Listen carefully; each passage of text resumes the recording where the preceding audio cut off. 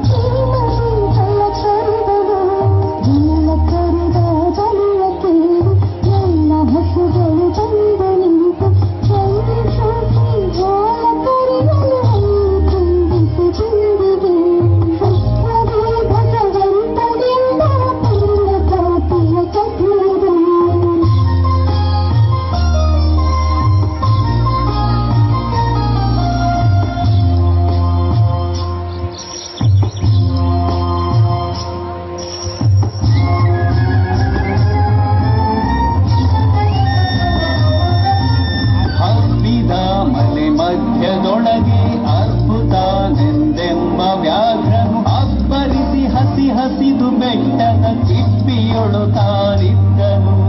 ಸಿಡಿದು ರೋಷದಿ ಮುರಿಯುತ್ತಾ ಹುಲಿ ಗುರುಗುಡಿಸಿ ಭೂರಿಡುತ್ತ ಚಂಗನೆ ತುಡುಕಲೆರಗಿದ ರಭಸ ಕಂಜಿ ಚದುರಿ ಹೋದವು ಹಸುಗಳು.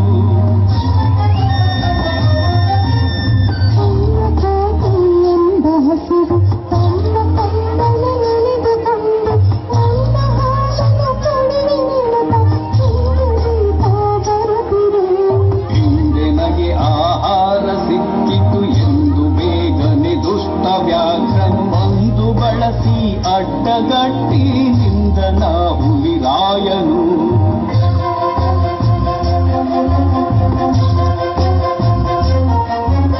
ಮೇಲೆ ಬಿದ್ದು ನಿನ್ನ ನೀಗಲೆ ಬೀಳ ಹೊಯ್ವೆನು ನಿನ್ನ ಹೊಟ್ಟೆಯ ಬೀಳಿ ಬಿಡುವೆನು ಎನ್ನುತ್ತ ಕೋಪದಿ ಕೂಡ ವ್ಯಾಘ್ರನು ಕೂಗನು.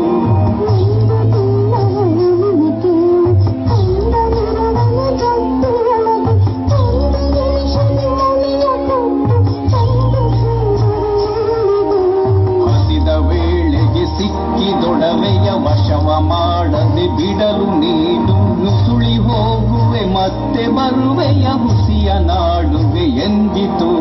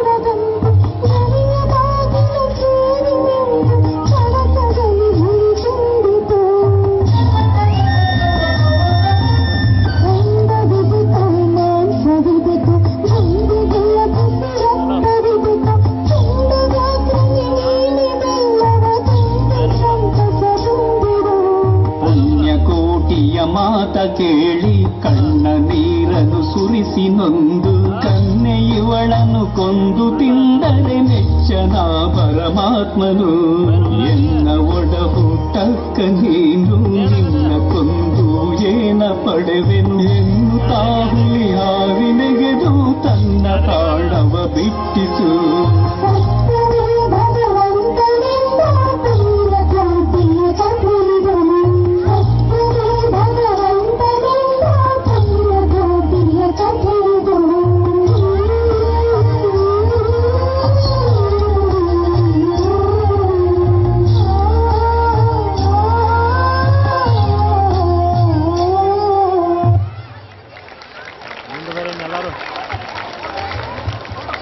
ಹುಲಿ ಐತಿ